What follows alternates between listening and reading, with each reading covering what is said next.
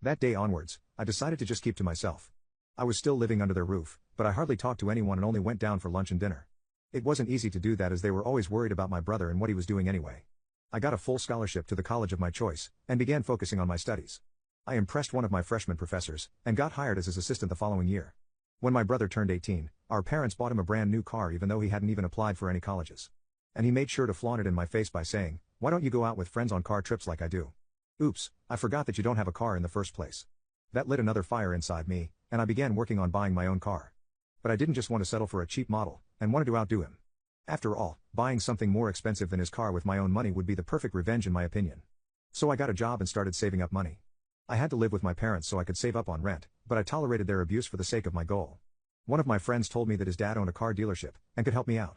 So I went over with all the money I had at the moment in the hopes of securing a car. To my surprise, my friend had already told his dad about my situation, and he agreed to lend me a second-hand Dodge Challenger if I paid him a certain amount every month. I asked him why he was doing this for a stranger, but he just laughed and said that if his son praised me, then I must be a good person.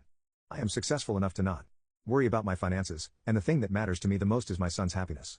That is what he told me, and I was absolutely elated because I loved the car. I immediately drove it around for a bit, but had to go home because I was getting sleepy. I had already decided to begin looking for an apartment at that point. But never would I have guessed that my brother would do something terrible.